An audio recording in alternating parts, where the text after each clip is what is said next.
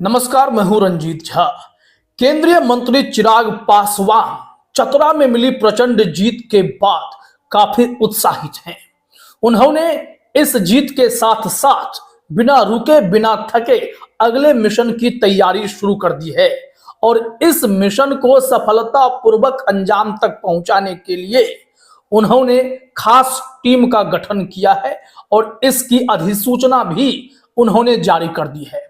एक और जहां झारखंड के चतरा में मिली प्रचंड जीत के बाद मिठाई और बधाई दोनों का तांता लगा रहा चिराग पासवान के लिए, और चिराग पासवान की तस्वीर भी आप देख सकते हैं कि किस अंदाज में वो अपने पार्टी के कर्मठ सदस्यों से मिल रहे हैं और वहां लोग बधाई प्रेषित कर रहे हैं।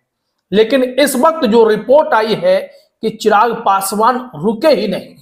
उन्होंने कहा कि अब अगली बारी बिहार की है और बिहार विधानसभा चुनाव में लोजपा को इस बार अच्छी खासी सीट चुनाव लड़ने के लिए मिलने वाली हैं।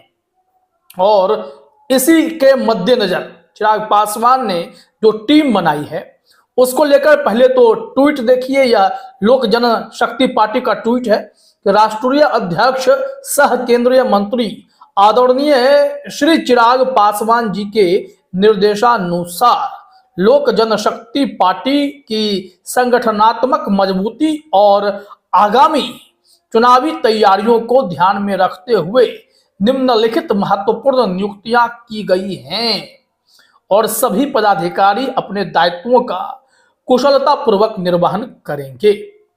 अब यहां पर देखना यह है कि इसमें नाम किनका किनका आया है। तो अगर देखें इस लोक जनशक्ति पार्टी रामविलास के परिपत्र को, तो कहा जा रहा है कि सबसे पहला नाम जो है अरुण भारती का है। सांसद हैं जमुई से और इन्हें संगठन एवं चुनाव का प्रभारी बनाया गया है। साथ में खगड़िया सांसद राजेश वर्मा हैं 2 नंबर पर, जिनका जो दायित्व है सह प्रभारी चुनाव, मतलब अरुण भारती के साथ मिलकर काम करेंगे। उसके बाद कुमार सौरभ सिंह हैं जिन्हें सह प्रभारी संगठन बनाया गया है। धीरेन्द्र कुमार मुन्ना को मीडिया प्रभारी बनाया गया है। अरविंद सिंह हैं, इन्हें समन्वयक बनाया गया है संगठन के लिए। अभिषेक सिंह हैं जिन्हें समन्वयक संगठन बनाया गया है। परशुराम पासवान हैं, इन्हें कार्यक्रम का समन्वयक बनाया गया है। वेद प्रकाश का भी नाम है जिन्हें भी कार्यक्रम का समन्वयक बनाया गया है। वहीं मोहम्मद सलीम शाहिल भी जिन्हें कहते हैं, उन्हें कार्यालय का समन्वयक बनाया गया है।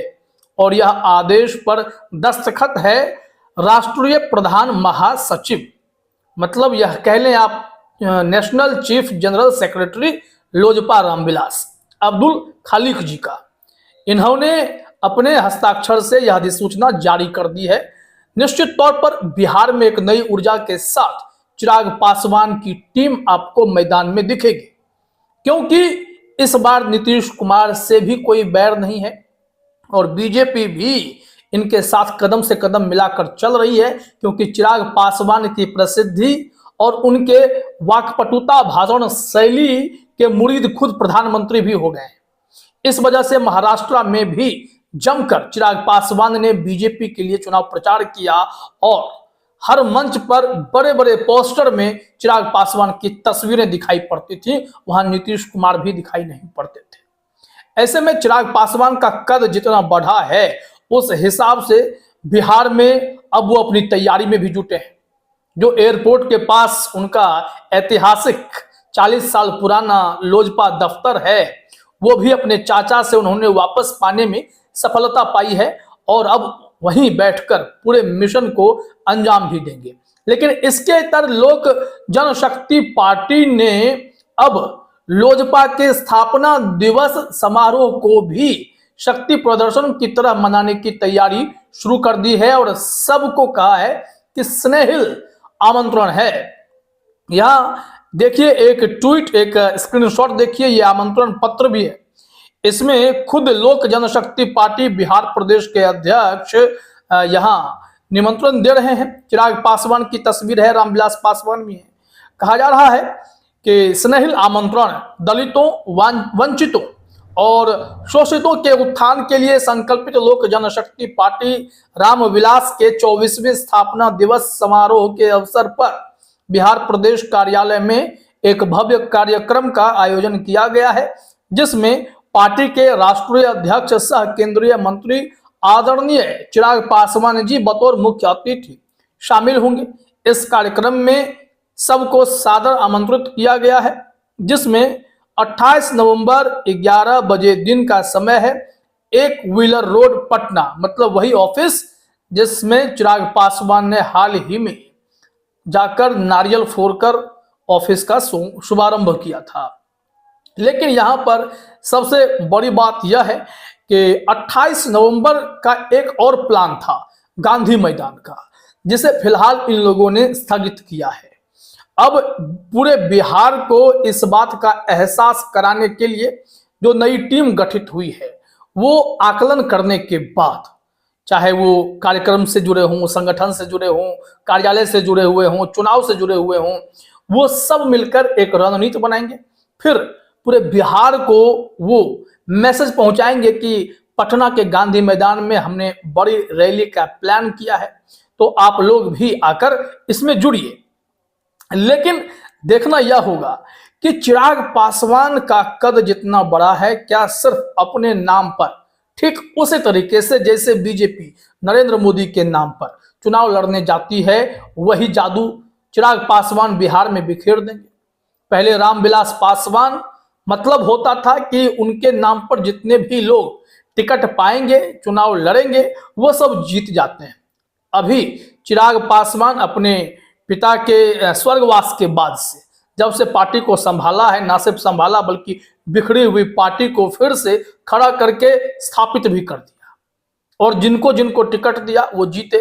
झारखंड में एक ही सीट पर चुनाव लड़ रहे थे और 100% का स्ट्राइक रेट दिखा दिया। तो इन सब फैक्टर्स को देखने के बाद लगता है कि बिहार विधानसभा चुनाव में अगर कम से कम 25 सीटें चिराग पासवान को दी जाती हैं, तो उसमें से वो 50% से ज्यादा सीटों पर जीत का मादा रखते हैं।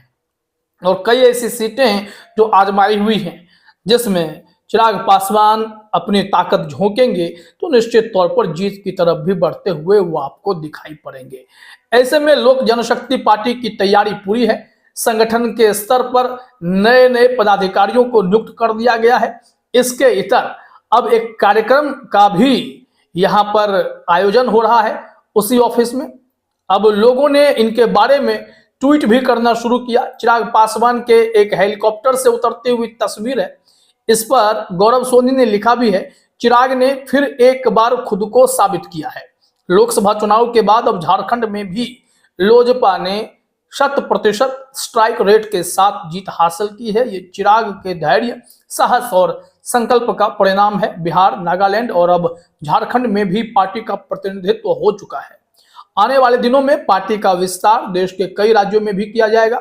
लोक जनशक्ति पार्टी रामविलास को एक राष्ट्रीय पार्टी बनाना हम सभी कार्यकर्ताओं का लक्ष्य है।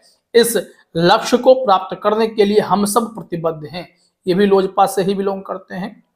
तो ऐसे में पूरी बड़ी तैयारी हो रही है। अब देखिए चिराग पासवान किस ओर अपनी पार्टी को बिहार में स्थापित कर देते हैं। फिलहाल इस वीडियो में इतना ही। आप सभी का हमसे जुड़ने के लिए बहुत बहुत धन्यवाद।